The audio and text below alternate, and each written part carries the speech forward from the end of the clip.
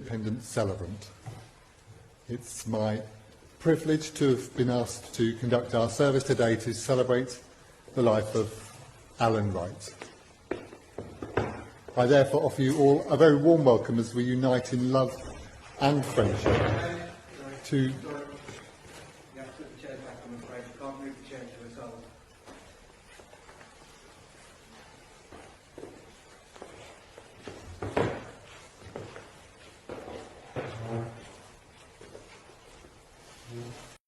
że są te pary akredytacją i wiknesz normalnie.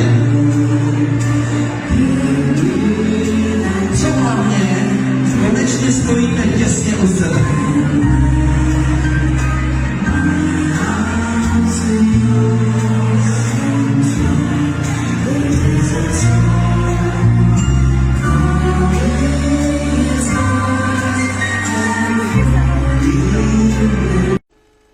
Tulichukua sample za mbuzi, tukachukua sample za kondoo, tukachukua sample za papai, tukachukua sample za oili ya gari na sample za vitu vingine mbalimbali, tukavipeleka pale kwenye maabara bila wao kujua na tukazipa majina.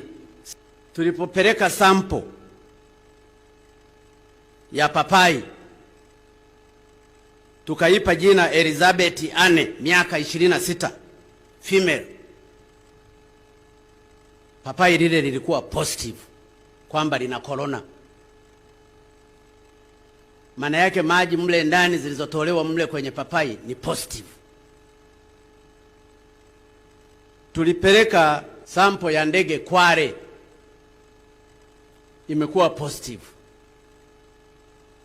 Tumepeleka sungura, ikawa determinant. Tumechukua mbuzi, akawa positive. Tukachukua kondoo, akawa negative, na kadhalika na kadhalika. Sasa ukishaona umepeleka sample ukamwambia huyu ni binadamu, halafu ikaji ikaletewa positive kwamba ina corona, maana yake labda mapapai yote yale nayo yangewekewa isolation. Lazima ujue kuna mchezo wa ajabu unafanyika kwenye vipimo hivi, kwamba kuna mambo ya ajabu yanafanywa katika nchi hii. Either wahusika wa laboratory ile wamenunuliwa na mabeberu, either hawana utaalamu, which is not true, kwa sababu maabara hii imetumika sana kwenye magonjwa mengine. Either zile sample zinazoletwa, kwa sababu mpaka reagent zinatoka nje, mpaka zile swap, zile vipamba vya kuweka kwenye nani mle vinatoka nje. Kwa hiyo lazima kuna kitu fulani kinafanywa.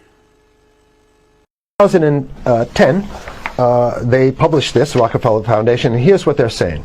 They're saying that the pandemic that the world had been anticipating for years, nobody was anticipating a pandemic, finally hit.